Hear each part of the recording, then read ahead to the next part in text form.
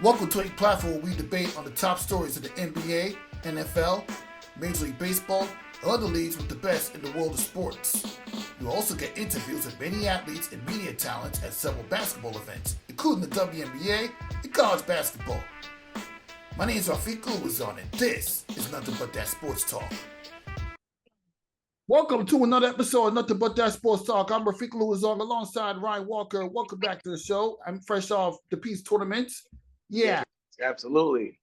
Since I mentioned Peace Tournament, yeah, your second year in a row covering the Peace Tournament as an announcer after the experience you told me about last year. Obviously, this one has to be somewhat better. Oh yeah, this one was special. It was good. Shout out to my man White. Who went 3 years ago. Actually, I think 4 years ago actually, and did well with them and built a relationship and a bond. And they had enough faith in him 2 years ago to entrust me and Slim to go out there and go out there and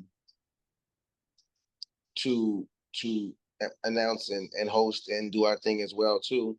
And they liked us last year. We grew on them, and this year we were just more familiar with the environment and the people and what to do. So it was that much more easier and more fun. So it's always good days there once we do the peace tournament, and they treat us like family out there. It's great, and we're looking forward to as long as God gives us breath to be back there again in 365 days and to be able to do it again. So it's a very good tournament. It's a good day of just good days of competition and and camaraderie and a lot of family and spirits and all the events that they put together throughout the whole 4 days is really good. So listen, blessed to get a chance to go international again and be able to announce. And like I said, we're not in no rush, but looking forward to doing it again.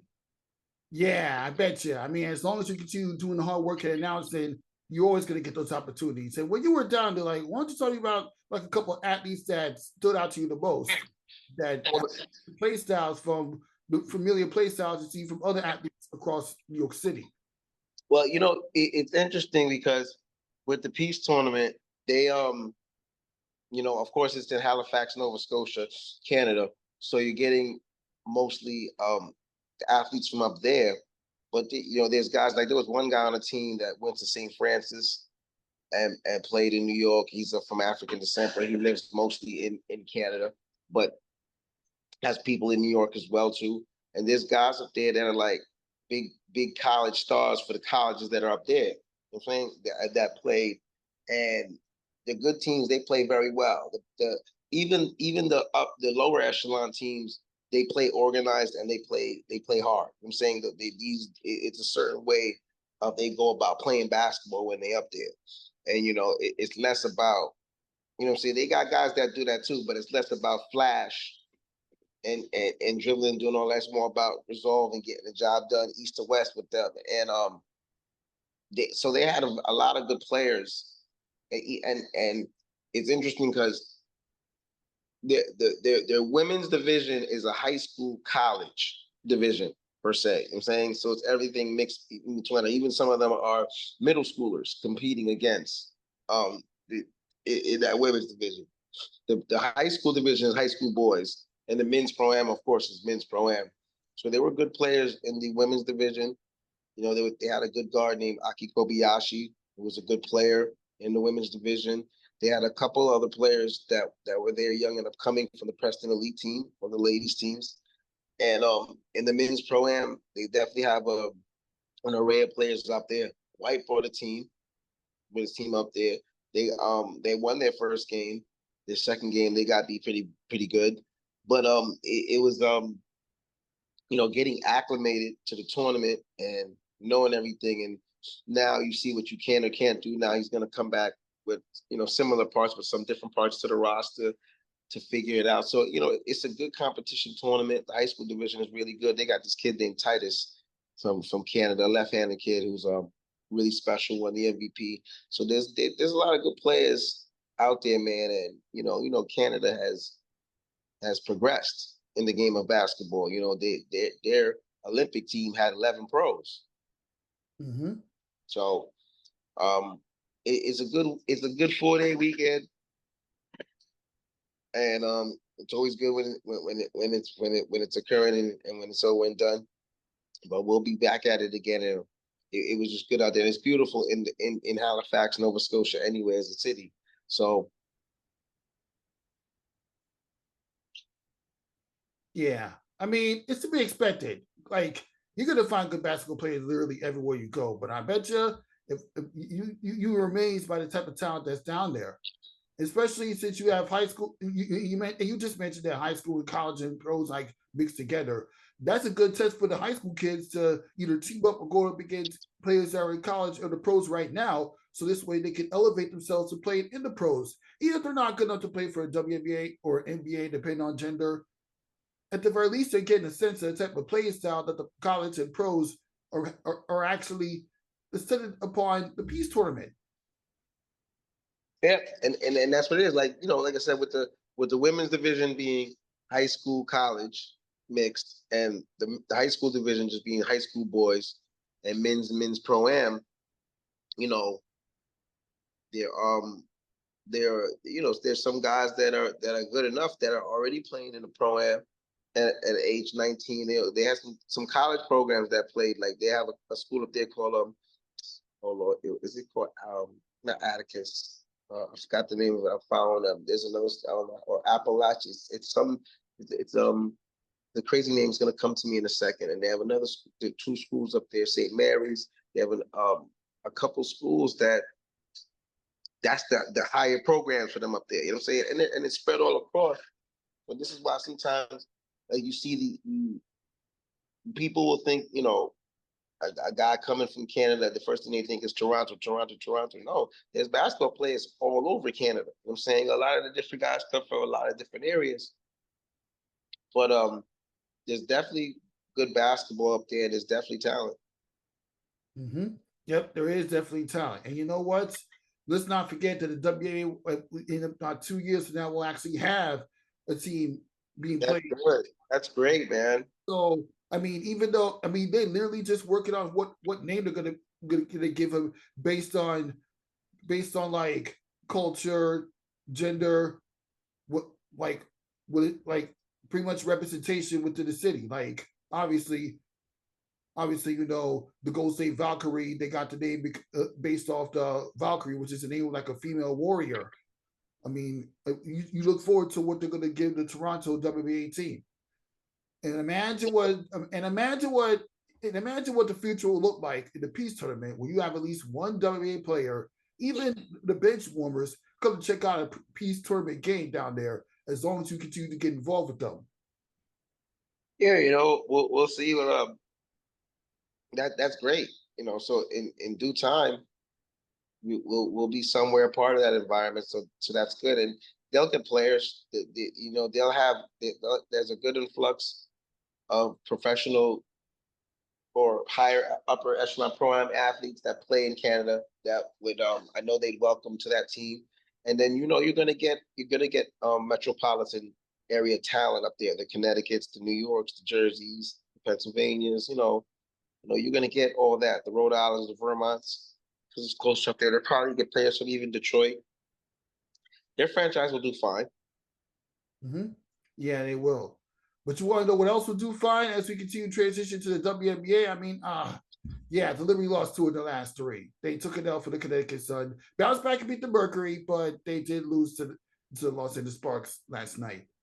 And Sparks only had like 6 wins going into that game. But I mean, yes, the Liberty already clinched a playoff spot, and they were without Chocolate Jones due to a non-COVID illness. But I feel like they should have at least won that game. The Sparks, but I shouldn't forget they beat the Las Vegas Aces twice, and they're two-time WNBA champions. So even for a bad team, we can't just not win games.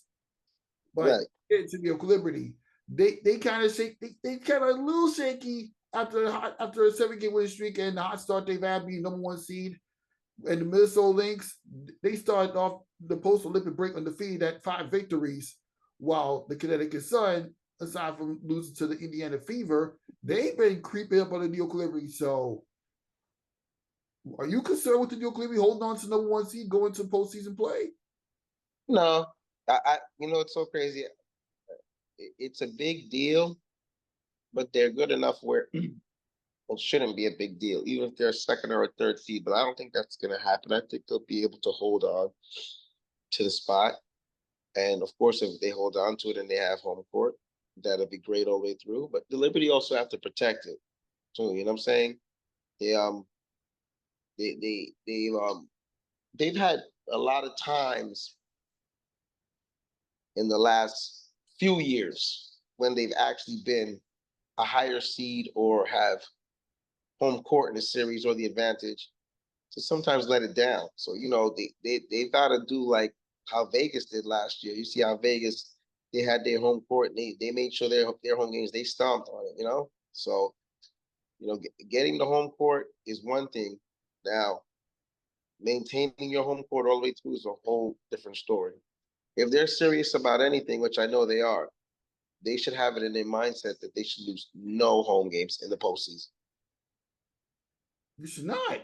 Especially since your first round opponent will potentially be either the Chicago Sky, led by Angel Reese, Camila Cardoso, and Katie Carter, or the Atlanta Dream, who's literally breathing down Chicago's neck for the last seed. But if you're New York Liberty, would you want Angel Reese in the Chicago Sky or the Atlanta Dream led by former New York Liberty player Tia Charles and Ryan Howard in the first round?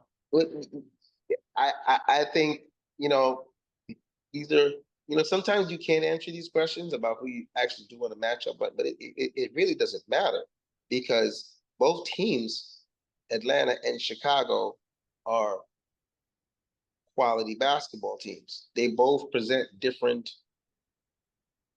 problems per se. When you have Chicago with that interior play, rebounding, and that forward play that they can get, and then now you're looking at Atlanta with the amazing guard play that they get.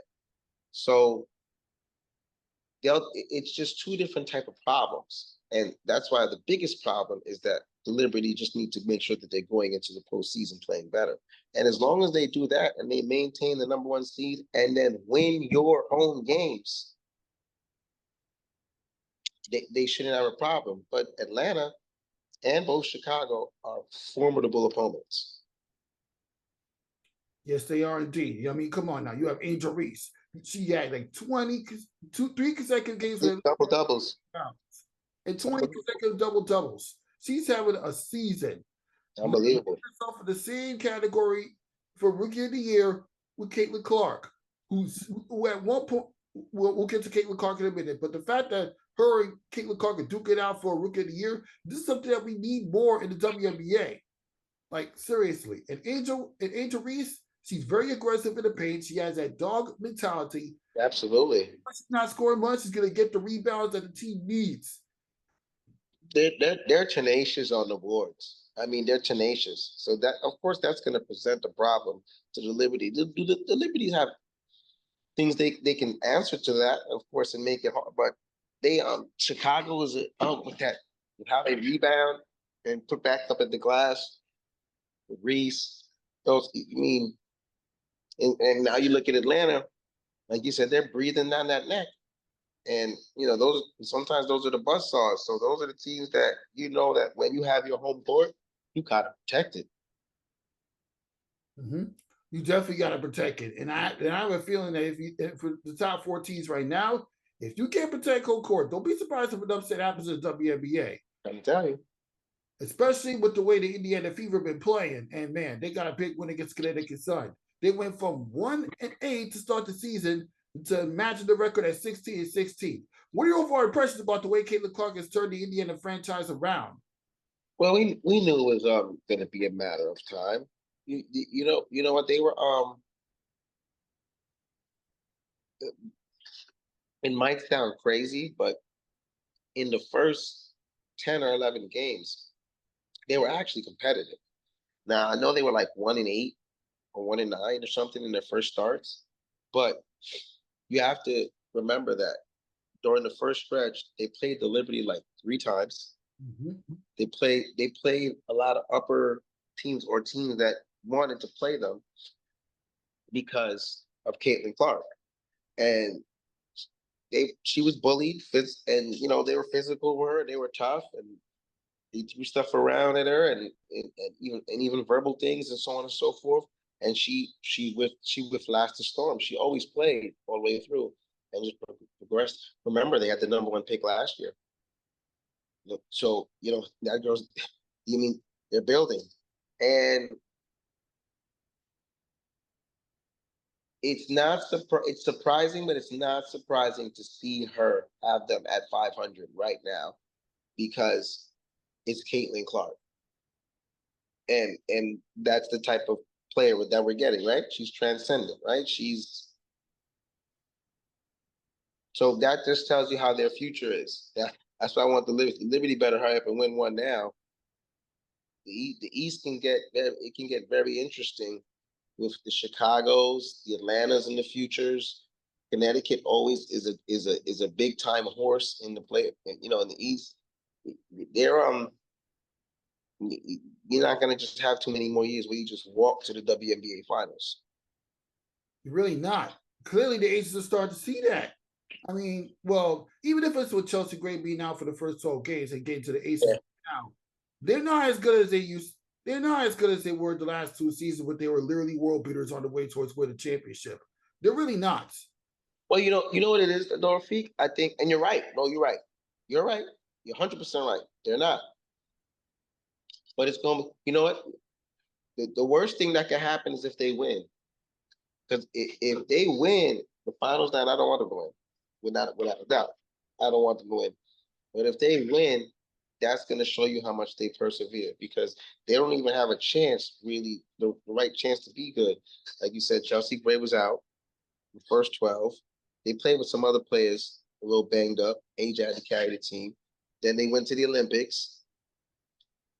Then they come back. So then Gray finally comes back, and then it's going to take her time to get, that injury she came back from was big. You know what I'm saying? So she's probably not even going to be her complete self as a player this season. Maybe next season might be the time when she completely gets her whole comfortableness behind her.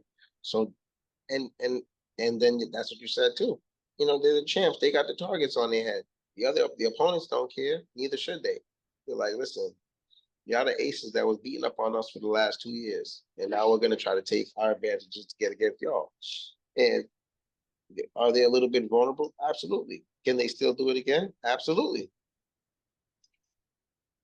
Exactly. The Aces have the talent. I mean, the way that they built that court for the ground up, and Angel Wilson being is good, she's going to get the anonymous MVP.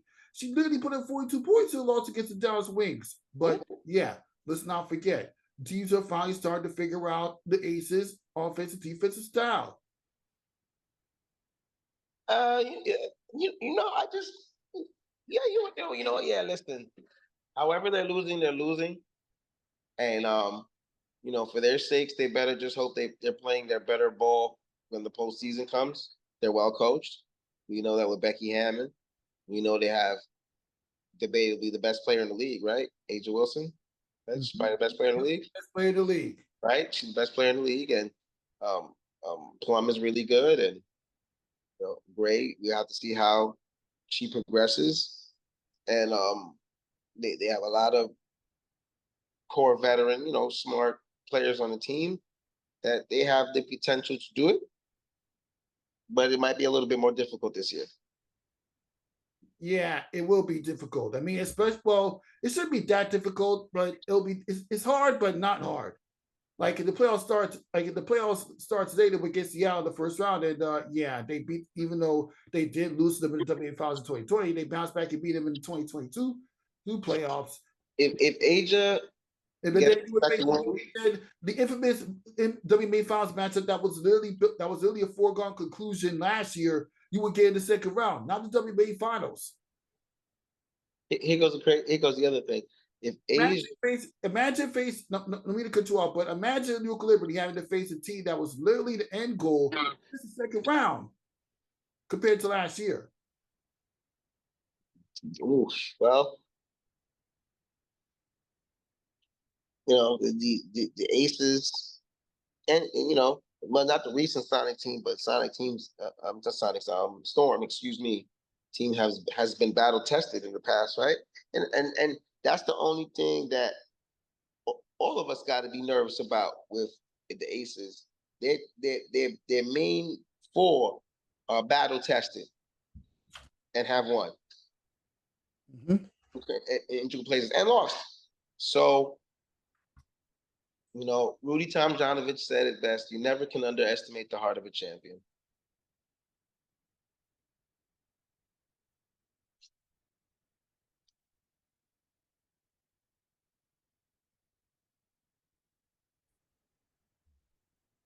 Yeah, that should be interesting. And yeah, we just watched the Dallas Mavericks as a fifth seed go all the way to the NBA Finals. So at some point, the number one seed might not matter much anymore. It's you think the sports and it's still attainable. In baseball, home field can really matter. In hockey, in football too. Football can, but you still can. In football, it's probably more, especially like in the first or second rounds. Usually, you can get the home teams that win, but then there's always upsets on the road. So it's like in sports in general, home court is just as strong as you maintain it. You know what I'm saying? There are home courts in the NBA that are amazing. The Knicks have an incredible home court. We lost a home playoff game. You know what I'm saying? You know what I'm saying? No matter what the reason is, even maybe I think we lost more than one per se. You know what I'm saying? But you have to maintain the home court. You have to make sure you stomp it and staple it out that these are our home games and we're gonna win. And you knew that, you see it when the Warriors were having their run, whether with Curry or without. With Durant or out Durant, right? Both teams, right? They were dominant at home. You could almost forego that as a loss. I'm saying how really good they were home. The Bulls, the early '90s, dominated at home in the playoffs. You pretty much knew that was a loss. As a matter of fact, most of the teams that were geared, that were close to beating the Bulls or had opportunities, their first thing was like, we need to win a road game. They knew if they could flip that home court around, they might have an opportunity. And either Bulls even still found a way to flip it with that. But you gotta win that. Why you think that in the finals with that shot, the block of LeBron and Curry with that shot? Kyrie with that shot. It was so like huge because not only was it big time plays, but it was shots against them in Golden State. Mm-hmm. You know what I'm saying? So the Celtics. I remember the Celtics with Garnett and those guys. They were dominant at home. You know what I'm saying? You knew you weren't winning. The Spurs, when the Spurs were the good Spurs in the from those '90s to the 2000s, they were very tough to beat at home. Exactly. And let's not forget the Miami Heat when they had LeBron, Dwayne Wade, and Chris Bosh. Oh my God, they were very tough. You know what? LeBron would not have won a championship if Ray Allen didn't hit that shot in Game 6 of the NBA Finals against San Antonio Spurs. That's not even a back and forth. If Ray Allen did not make that shot, LeBron would have been 3-7 in the finals right now. We can't compare. At least then, Patrick would have every right to say that LeBron's not in the same category as Michael Jordan. But that's a conversation another day. No, but you know what? And it is really quick. I was watching this documentary thing, and they showed the time when Jordan passed it to Kerr, and Kerr made a big shot, and then there was somebody else. I think the time when Kobe had passed it out to Artest, and Artest made the big shot, and it's like, why does Ray Allen didn't save LeBron's legacy? If they would have lost that year, he still would have had 40,000 points and all these crazy statistics now. I think the fact that we see him playing at 40 is one day we'll have a conversation. Right, we'll go to the next topic. One day we're going to have a conversation of how he's 40 years old and still playing at a high level. Yeah, and he was 39 years old winning a gold medal at the Olympics. Who would have thought?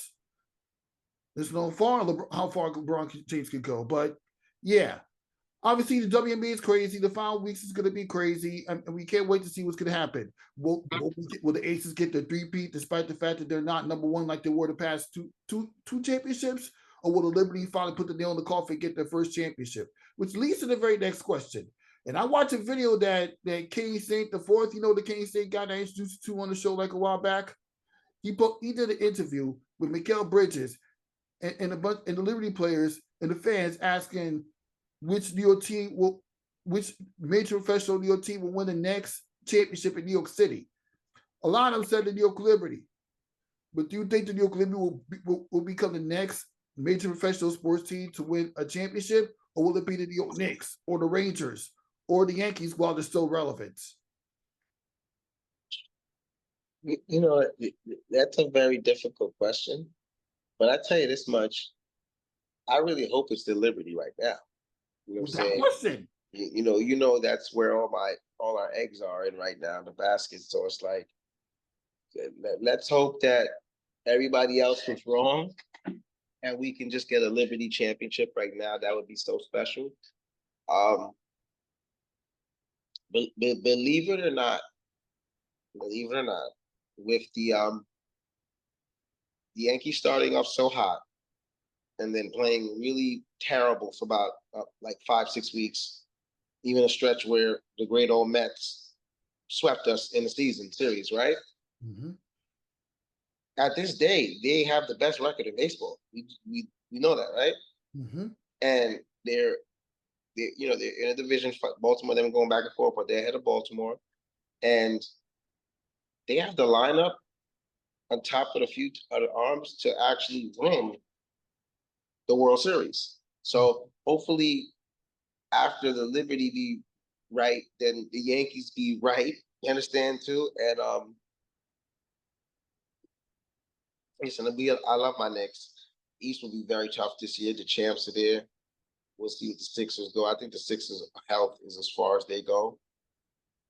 The Knicks will have a damn good shot at it. So that's another one where we hope that we're wrong on. And the Rangers are actually really good. The Rangers, I mean, I can't say that now because Carolina was a damn good team. They won the Stanley Cup. Florida, excuse me, right? Florida Panthers. Florida Panthers, yes, because we beat Carolina. The Florida Panthers, excuse me, they won the Stanley Cup. So even though they was up 3-0 in that series, I believe. They were up 3-0 in that series, but they went on to win it anyway. In Game 7, in a tight one. So, but the Rangers have a good shot of doing it as well too. But speak honest to God, let's hope that it's the Liberty first. Man, I wish we can get an order like that this year. Imagine if we could get that order. Imagine if we can get Liberty, Yankees, Knicks, and Rangers. Woo! Yeah, but let's focus. But for now, it's all about the Liberty and the Yankees because the Liberty are the best in the WNBA, assuming they hold on to it. And even if they're not, this is the best team in the WNBA by the end. Whoever is the number one seed will probably run into the Aces and get knocked out because Minnesota Lynx have not been this good in a while. Connecticut, we know they don't match up too well against the Aces when it matters the most. So, no matter how you slice it, this is the Liberty's year to win the championship, and the Yankees as well. I really hope so. The Yankees went over a whole decade without winning a championship. Yes, sir. For a team that won 27 championships behind only Manchester United. Hopefully they can change that soon, man. Hopefully, I tell you, it's this season's been interesting to really catch and evaluate them. So, but they're playing better now. Judge is having big time here. Soto's playing big time ball. We got to make sure we sign that gentleman back. That's the biggest thing in front of our future. That's why I think winning will help that decision a lot more easier. And hopefully they can make a run. So we'll see what happens with them. Yeah. Now on to your team that at least this time, realistically, I'm not taking no shots at. I'm not going to say they're going to win a championship. I'm not going to be delusional or confident with. And it's the New York Giants. Come on. And obviously, you see Journey all season. They've lost Saquon Barkley to the Philadelphia Eagles, and well, I know a lot of Giants fans do not like that, and I should not have been surprised. The Giants were completely bad last year, but they did draft this kid. This kid, the wide receiver from LSU, so at least the receiving core is covered. But I'm not really too convinced of the running back position. I mean, to make up for Saquon Barkley going to the Philadelphia Eagles, you get Devin Montgomery from the Houston Texans. That's a solution. I'm not too familiar with this guy's game. I don't know, but You mean Devin Singletary? yeah, Devin Singletary. Yeah, I'm not too familiar with this guy's game, so I'm not going to say that he's going to be world beaters in the rushing game for the New York Giants. And we already went over Daniel Jones's playing condition a million times. The guy runs for his life. When the offensive line is not protecting him, he has to try to protect himself, and clearly he can't. So yeah, the Giants, they start the season about a week and change from a week from Sunday. What's your state of the New York Giants right now, Ryan? They're going 7-10. Yeah, they're going 7-10. There's nothing wrong with that. Listen, you know what? Just here goes, and you know, hey, you know, I love the New York Giants. You know, I am a big Giants fan. You know, I'm going to watch every game, whether it hurts or doesn't hurt. But here goes the big story with them. In the last 5 to 6 seasons, they have not figured out once how to beat the Dallas Cowboys nor the Philadelphia Eagles. If you have an in-division team, and those two teams I mentioned, you play 4 times, and you lose to them, that's already 4 division losses, which means you only have 2 more division games to go after that, which is against Washington. And you have to sweep Washington pretty much to look formidable in the division. That means outside of the division, you're going to have to go pretty good. In many years, they play good teams outside of the division. Their biggest thing is that they have to win. They have to split those games somehow, some way to change the numerical numbers. They don't do that first and solve that psyche. They're already halfway gone to the battle. Daniel Jones has shown at points that he can look really good, maybe special, but really good. And then he's shown other times that he's just a complete bonehead, just like in the last preseason game, which was after some of the decisions. I'm just like, oh my God, Jesus, you've been in the league for 5, 6 years now. Like, and then but then, we keep, and I look at I got the roster. I just had to look at the roster, and I'm looking at the offensive line. I'm looking on paper, and I'm like, you know what? There's good guys here. I'm saying on the offensive line, at least on paper. Yeah, I'm looking at. I'm like, all right, like they got John Runyon. All right, John Runyon's 100 years old, but he's a veteran dude at offensive lineman. You got Evan Neal, who's supposed to be. They gave him all the money, so you got the other kid Schmidt. We brought him from last year. You have guys on the O line that you like, all right, maybe this is supposed to work.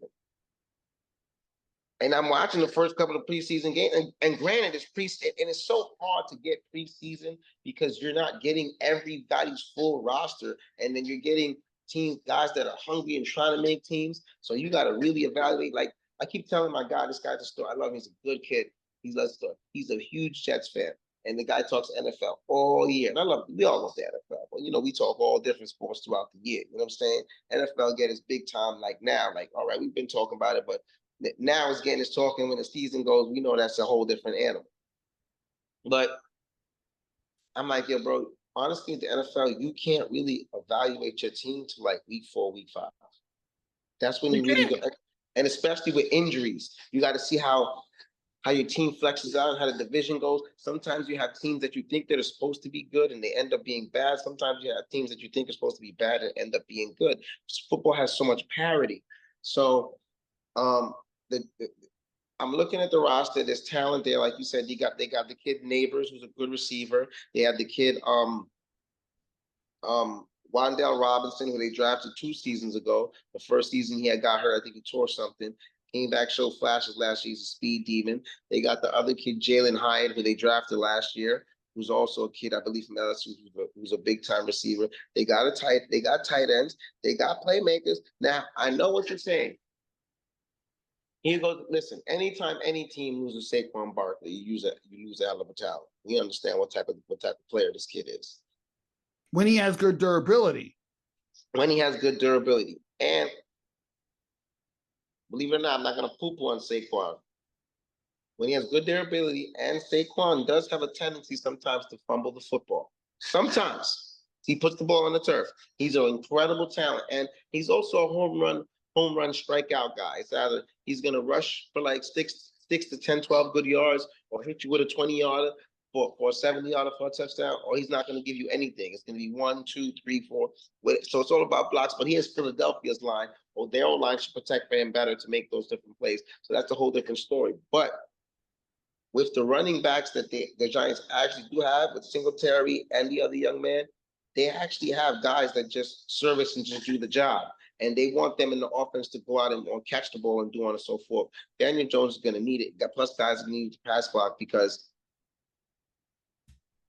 when you have Saquon, you can put Saquon to pass block, and that's great because he can and he will do the job. But you want to somehow have Saquon involved in the offensive play, somehow, some way. You understand, more than once. So if you take Saquon out, that guy's in for pass block. No, these guys can do a little bit of both. We'll see how it works. But nevertheless, with all that, I got them at 7-10. If they're anything better than 7-10, trust me, I'll be happy. I am not anticipating a postseason, because that means they would have to get 9 to 10 wins. I think they're a 7-10 team. I hope it stays that way, so they can give Daniel Jones the last of his money and just draft a quarterback and worry about the next season. If they're good, then that presents a problem. And if they're bad, they get a draft pick. If they're good, listen, they got to figure it out. They're in an interesting situation. This season can have a big impact on the Giants franchise for the next 7 to 10 years. That's a very interesting point. And you know what? As I already told you before we got on the air, it's time to make our win-loss predictions. And yeah, you might have to change your narrative about the 7-10 with this one, because it's a pretty interesting schedule to start the season at the very least. Right now, they're gonna open up the season at home against the Minnesota Vikings, who a few seasons ago Daniel Jones got his first playoff victory against, but that was back in 2022. Now we get to September 8th, week 1. What's your win-loss prediction? Starting with the home game against the Minnesota Vikings. Is that a win or a loss?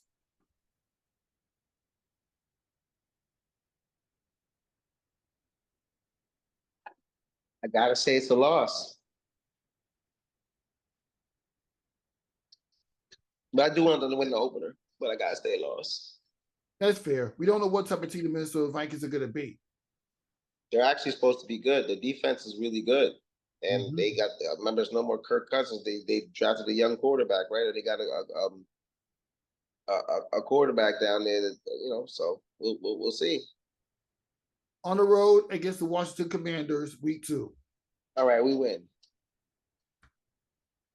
Let's see. Week 3 on the road against the Cleveland Browns. Again, we don't know just like with the Minnesota Vikings, you don't know what type of team the Browns are going to be, but we'll just what type of quarterback system they have. So no, the Browns got Deshaun. Yeah, Deshaun Watson is good, but let's see if that's going to be sustainable and they can get wins.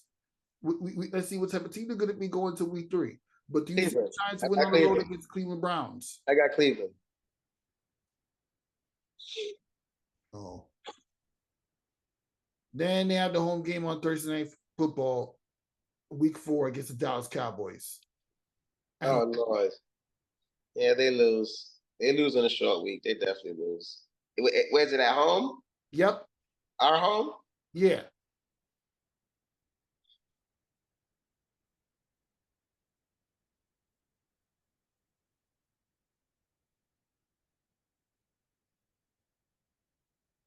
Yeah, they lose, I guess.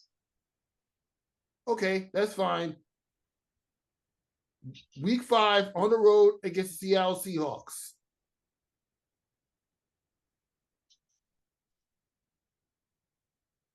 We win a sloppy game. We win a nasty one there. That's fair. At home against the Cincinnati Bengals on Sunday Night Football, Week 6. No, we lose. What? Burrow might throw for 400 yards. That's fair. Week 7 at home. And Burrow should be back, right? Burrow, because he had an injury. Yeah, he should be back. Yeah, got. Mm-hmm. Okay, Week 7 at home against the Philadelphia Eagles, aka the return of Saquon Barkley. Even though we did beat the Philadelphia 76ers, to at least prepare us from getting the number 2 seed in the playoffs, but yeah, you lose that. Yeah. All right.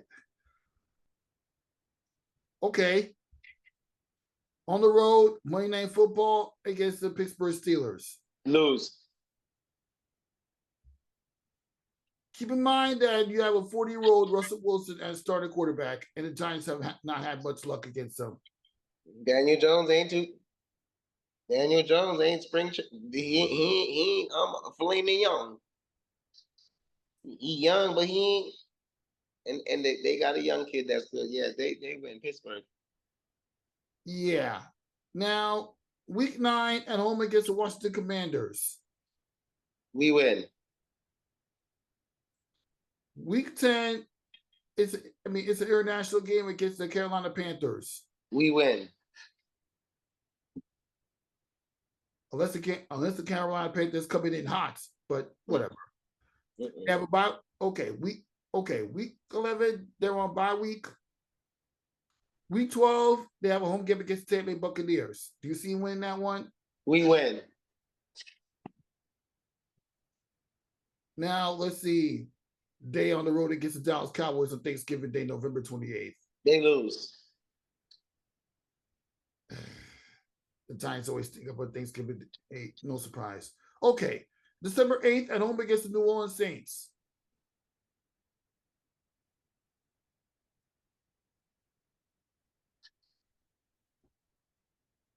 Come back to me on that one. Okay. Week 15 at home against the Baltimore Ravens.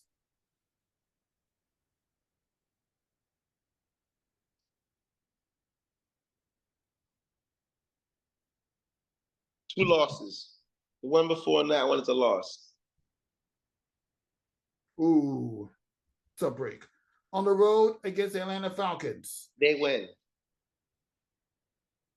Week 17 at home against the Indianapolis Colts. We win. Then they finish up on the road against the Philadelphia Eagles.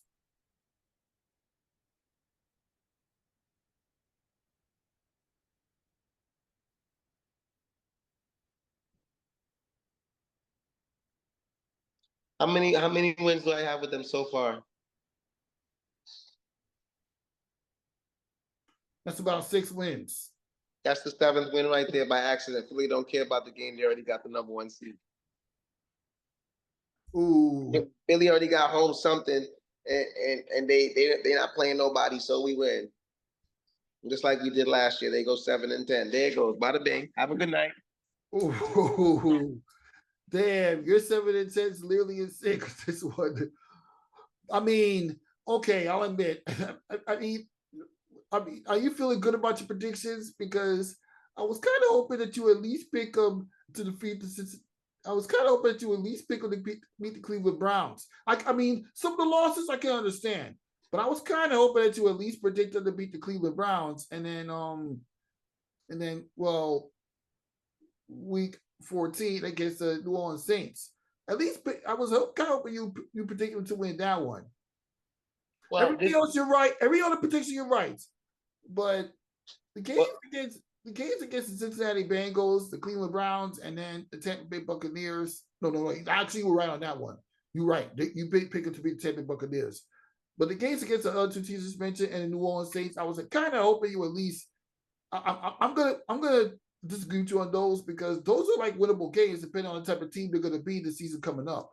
Well. First things first. That goes with every team if that's the case. Like we said before, injuries, fruition. Sometimes guys don't play at their level. Some guys regress. Has a big impact to say. So these are just us predicting based off rosters and everything how they are equated now, which could change, right?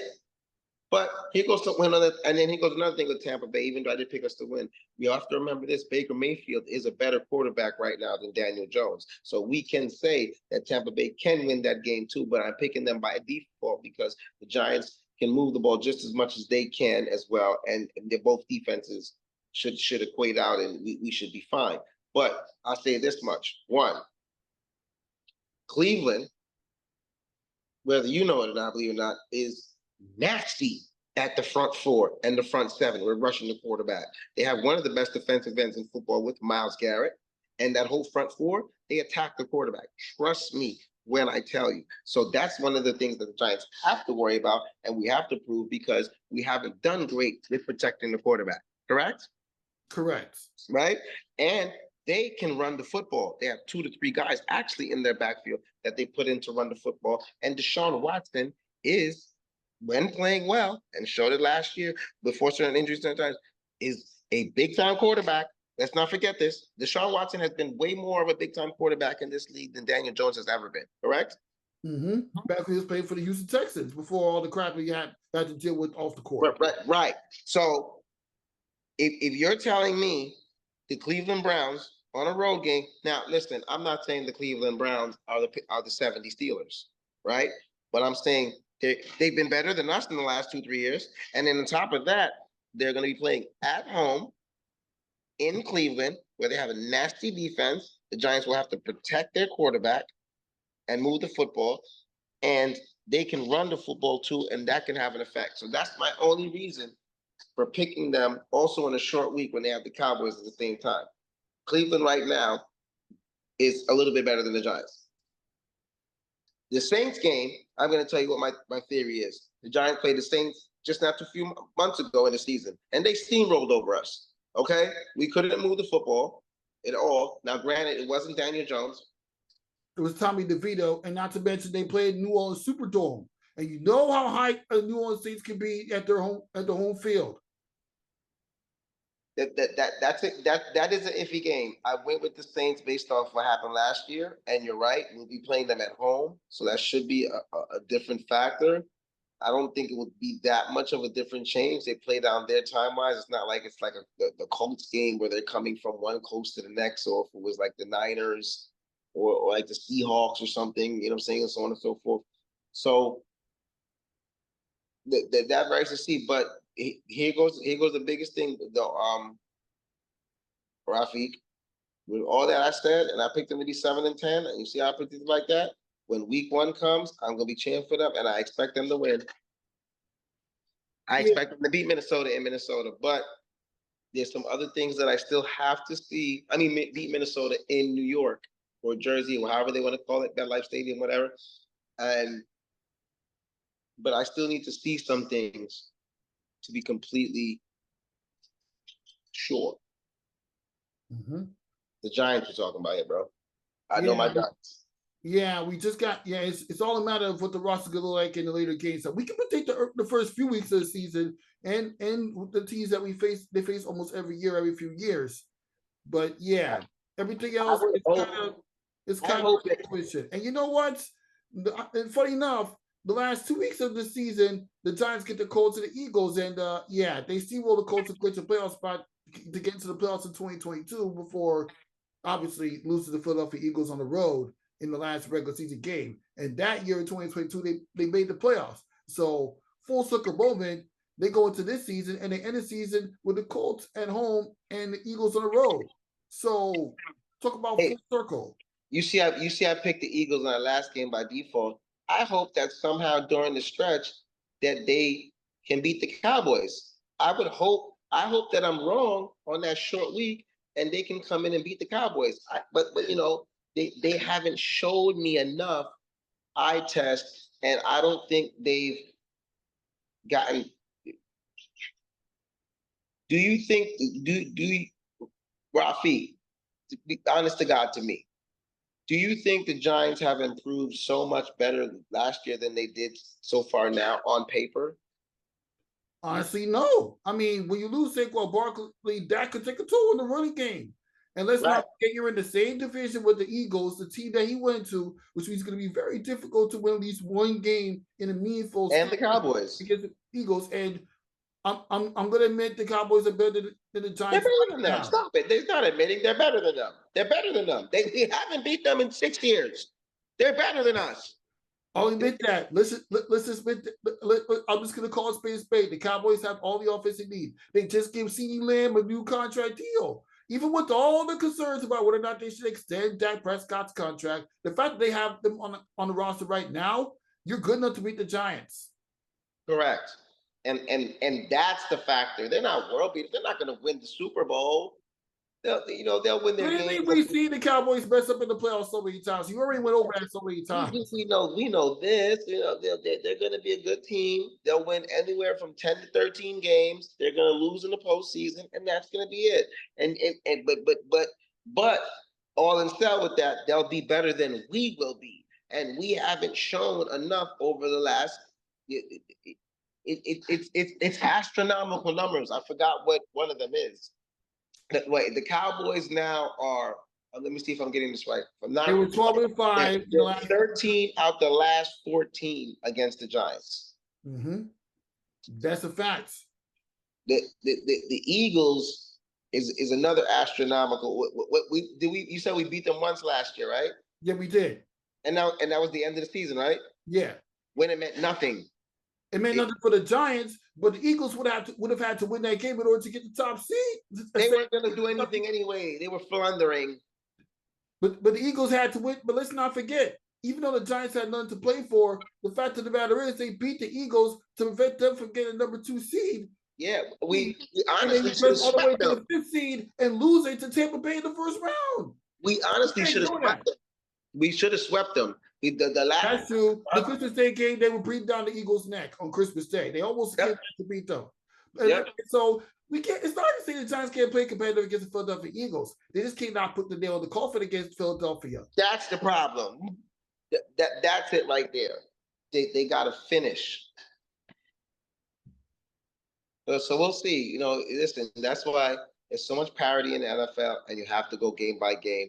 And remember, I used to always tell you when we used to predict some things, and I'd be like, listen, at the end of the day, even with the predictions, it's not about who you play, it's how well you're playing when you're playing them. I know. Right. All the time. You hammer my head with that all the time. How well are you playing when you play them, and how well are they playing when they play you? Because you can play a good team at a bad time. Listen, that Giants-Pittsburgh game, if the Giants are playing, I've seen a lot of different things happen traditionally over times with different matchups. So the Steelers have been proven to make the playoffs almost every year, even though they're not that good. They make the playoffs almost every year. And well, obviously, you choose Russell Wilson as your starting quarterback over Justin Fields after picking him up on the Chicago Bears. Exactly. I guess it depends on the quarterback they're using by the time you get to week 8. And then if they're not using, that's why Tomlin ain't gonna stay too many more years down there. He's been there for a while though. He's done a phenomenal job. Mike Tomlin is, God bless him, black man, smart coach. But they got quarterback decisions to make, and if they don't get a young sensation, who knows? Exactly. Who knows? Indeed. All right, now let's transition over. My man right there, Eagles fan. I predicted my Giants going. We going 7-10. Now we going 7-10. We all right? 7-10. I did actually count. I did. No, actually, I got you. We beat you once, the last game of the season. No, because it doesn't matter. It doesn't matter. No, I need my 7. I need my 7. All right, you got it. You got it. Now, we the 7-10. All right.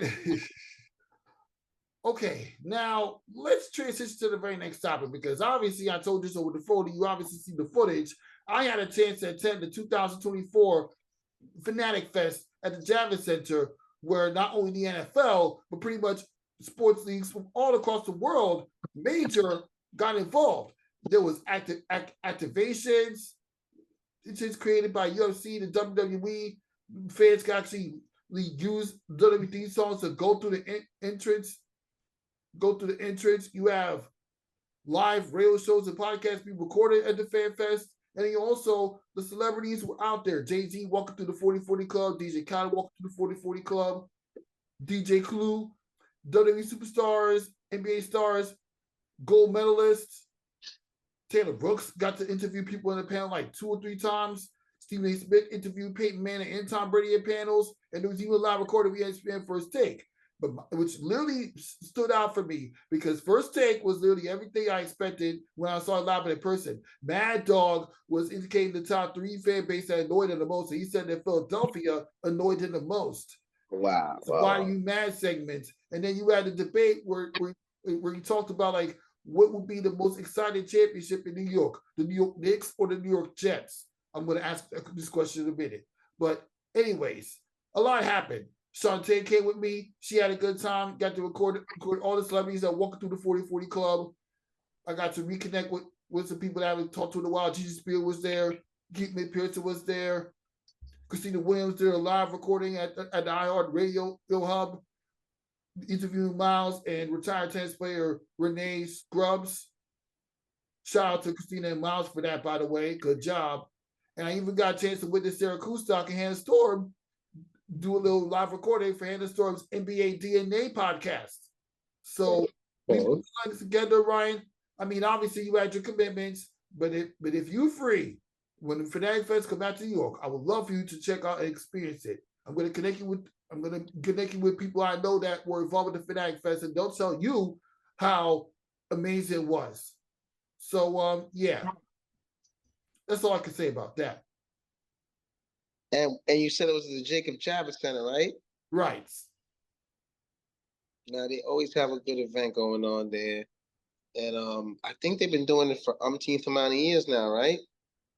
Yeah, that's the first time the Fanatics. You know, the clothing brand that they sell cards, they sell cards, they sell jerseys, they sell a lot of sports items that athletes like literally conduct.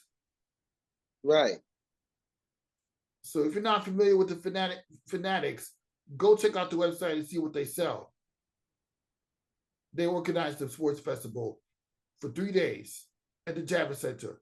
So this is just to educate you on some sports knowledge that you probably have not known about prior to conversations. I'll be if I have the time, you know that for next year, I would love to be locked in to try to work the event. Hopefully it's not around the same time as this, because you know we get so congested.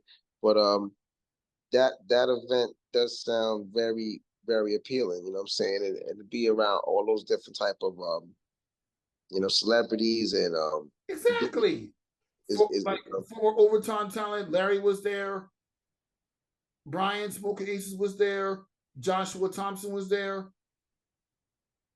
So yeah.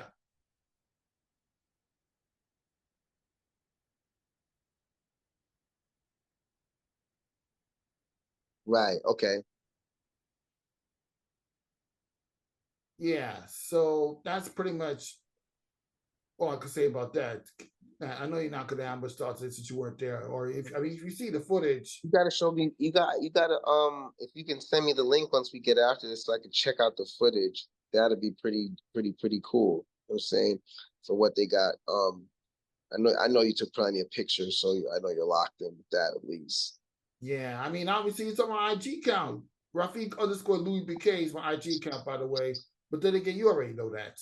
Yeah, I'm about to take a look once we get off the air with that and see what's going on and tap in for sure. Yeah, and that's just to show you what I've been up to ever since then. Because obviously you had your stuff with the Peace Tournament, and now I have my stuff with the Fanatic Fest. I educate you on some different sports things that you probably weren't aware of. But that's pretty much it. Oh yeah, and a week prior to that, Nike Victory Park. Dyckman girls and Watson boys walked out as Nike NY versus NY champions. And of course, International Grind was literally on an international grind on the way towards when the Pro City Championship at Victory Park. Deron Scott talks to the guy, but we already went over that segment, and that fueled the run to the championship. That felt like a movie for international grind, especially when Bones Hotline came through, managed to put up some shots. He put up about like 40, like 30 points, going up against AJ English. Yeah, it was very competitive. Miles McBride was there, Drewski was there. Yeah, good job for Nike for hosting that 3-day event at Victory Park underneath the Brooklyn Bridge. Right. So that was a beautiful setup on how they did the whole smart thing, like right on the Brooklyn Bridge. You know, if it would have rained, it wouldn't have stopped the game, right? we were not because under the Brooklyn Bridge. Yes. So the setup was good. I didn't get a chance to go there. I seen how it was. I watched, of course, on the NBA app, but I had when you were there, I had several people that went down there. Slim was there, so he was telling me vividly how I was down there. So it was a beautiful setup. It was very smart. And I think it made sense for what they were doing. Nike did well with it, man. You know, for other reasons, you know, we don't. Let's not. We'll talk about that now. But for other reasons, you know, it's such a headache to get into that, and the NY Classic can deal with everything in different realms. But they always put together a great setup and showcase for what they're doing, which is great at what they're doing for marketing the brand and for putting the players in good positions to perform and taking care of the players and the families that are connected, of course, to the players through the event. So it was a great event, great game between Gersh and Watson. Gersh was in the finals there to at least defend their championship for how as dominant they've been in the NY Classic for the boys division. Watson finally through all the years was able to get through the door and win a game. Shout out to the two kids from Long Island, Caden and Jada Mingo, who were key on their success for Watson. Mm-hmm. And they finally, it was a good game, it was a great environment, great setup. Dyckman girls won the championship, so that was pretty cool for Dyckman girls. Yeah, and you growing up in Dyckman, you know how meaningful it was for at least Dyckman to get something out of it. Yeah, it was good for the girls to get it. At least with the tournament, they could say, hey, they won the boys championship, they won a girls championship. It's very hard, you know what I'm saying, to do. So but the classic was great, man. Every one of the games, the competition, Ching and Spicy and DJ Authorized and what those guys do down there, that's an incredible product. You know what I'm saying? Mm-hmm. Yeah, it's very impressive. And shout out to DJ Entourage for being the plug to get me in. I mean, obviously in day 2 I had to show up like literally 2 hours early just to even get inside. Wow. Just to even give myself a chance to get inside if DJ Entourage couldn't do anything about it. And then the very next day, obviously, DJ Entourage got me in, and then this young girl named Shernice, she loved. I mean, when she saw me having my camera on, she told me, and she asked me what I need to take pictures. She let me sit at the the little VIP sitting area that they have for the media, the VIP sitting. She allowed me to sit there, even though security tried to get me away when I didn't have the media pass because I didn't get approved to go as media. But the fact that I even got any kind of caveat to sit there, that was a blessing for me. Yeah, 100%. That's dope. Oh yeah, and Artie and Gigi Spear was there.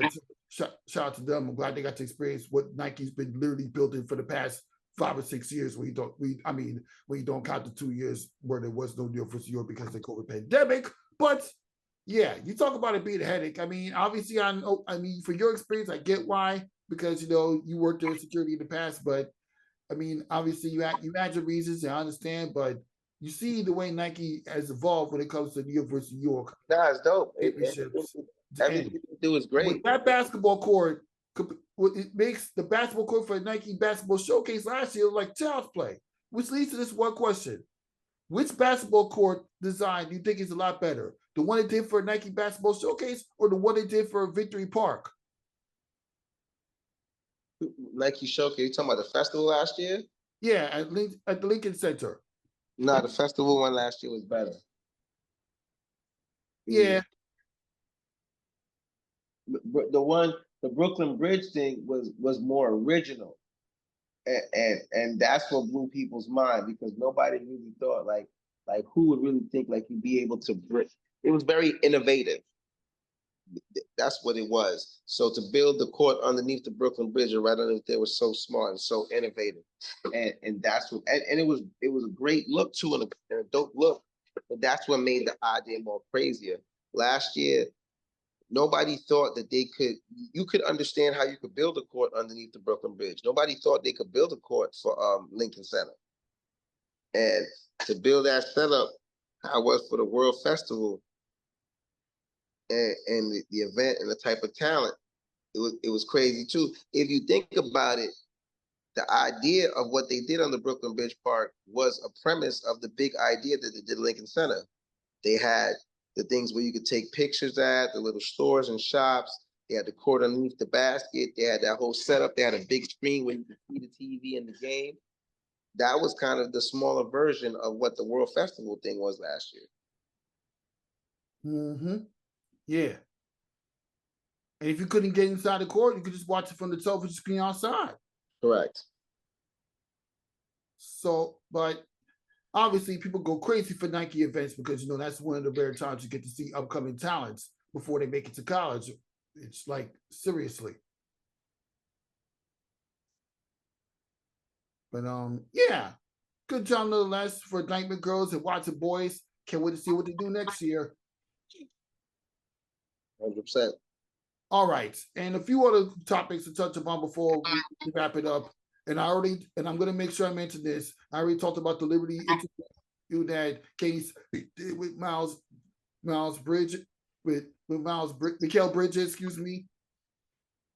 Which New York sports championship would be more exciting, the New York Knicks or the New York Jets? I mean, I'm sorry, I'm butchering out. I'm talking about the Chris Russo thing that happened and ESPN First Take. We think it's more exciting, the New York Knicks NBA championship or New York Jets win the Super Bowl within the next year? Oh, that's the Knicks. Come on, man. Come on. You know what's so crazy? In actuality, for the Jets fans, and I don't got nothing against the Jets, but you know I'm not a Jets fan per se. But for the Jets fans, it'd be like a sigh of fresh air. It actually will be more fulfilling for their fan base because they've waited so long. I mean, we've waited for 1973. They've waited since 1969. So the time is almost about the same amount of time frame. So, no, actually, you know what? This is going to be the Knicks. No, this is not a question. It's the Knicks. Sorry, Jets. I'm sorry. I agree with you 100%. I'm not even going to try to argue with you or debate on this one because I've been going hard for the New York Knicks ever since the 2000s when the Marbury, Jamal Crawford, and Curry, and you've been going hard for the New York Knicks ever since the Patrick Ewing days when you were a kid in the 80s and the 90s. You've been going hard for them ever since those days. No, actually, I'm lying. You were a teenager in the early 2000s, but you were a kid in the 80s and 90s. Let me tell you something. Let me give you a story. I know we got 2 or 3 other topics to touch. When I came here, my mother, we got here in the end of 1987 from Toronto. When we got here, the Blue Jays had went back to back. We were living here. We were still huge Blue Jay fans. I was a Blue Jay fan before I became a Yankee fan.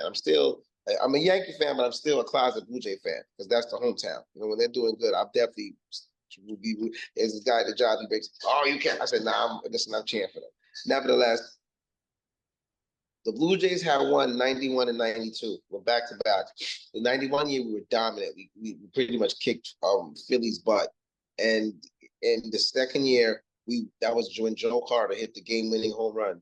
I think it was Game 6 or Game 7 of the World Series to walk off. Toronto went back to back. The city was on fire. The city has never been that electric ever since, excluding when they won the NBA Finals. But that was a short run because we knew that that wasn't gonna last forever. And the Toronto Blue Jays was in the ALCS 2 years in a row in the 2010s. Let's not ignore that. The city was electric. 2 wins away from taking out Kansas City, and then the next year they lose to the Cleveland Indians. Right. Now, here goes the crazy thing. We come from here. Then I became a Yankee fan eventually after a while. But then we come here and learn with the game of basketball. In my house, I was the first one to teach everybody the basketball game. Like I used to watch it on TV, but I used to go to the park with the kids. Like in our neighborhood, of course they play baseball, but the kids play basketball out here. Like, you know what I'm saying? You go everywhere to play basketball. I was like, oh, I like this game. This game is fun. You know, you can shoot a little layup, play defense. I started learning playing competitive, so now I'm going home and watching every day.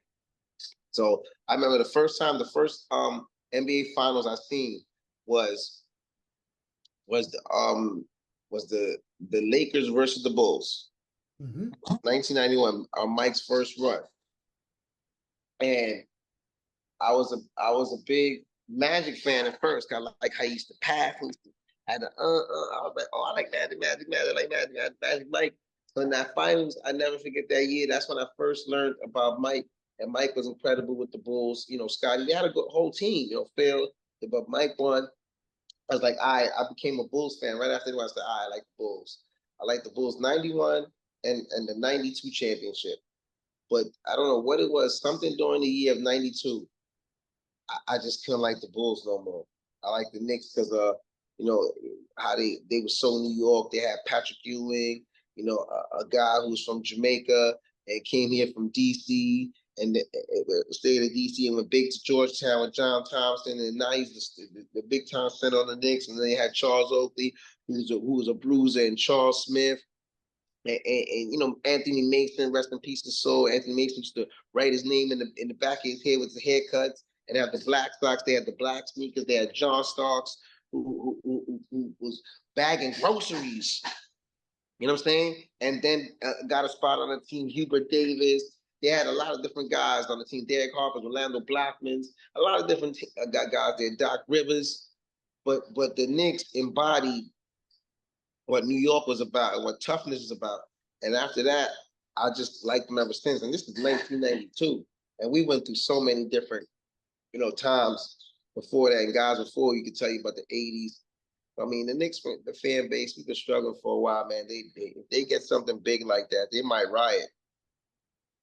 Yeah, New York's gonna go crazy, and man, the way Stephen Smith got all of us Knicks fans jumping at the Fanatic Fest when he said that the New York Knicks would be the championship will be more exciting than New York Jets. I was literally chanting, "Let's go Knicks!" Yeah, 100%. Oh man, what an experience I'll never forget. 100%. All right, that wraps up this episode of the Put That Sports Talk. Thank you for stopping by, Ryan Walker. Again, I'll look forward to having more episodes with you, especially with football season coming up, making our win-loss. Yeah, it's going to be crazy. Summer has come to it hasn't shut down. There's still, you know, work and grinds to do. Summer doesn't end for another month, but yeah, for the kiddies, it's back to school. Yeah, it's calm now. Exactly. So it goes back to regular time. So, you know, we'll be doing our show every Friday, getting right back at it, Friday at midnight. Mm-hmm. Yeah. And of course, we're going to have other guests in the earlier days throughout the days too. So yeah, a lot's going to happen in the next few weeks. That's right. For Ryan Walker, Rafiq Lewis on. We'll see you next time. 100%.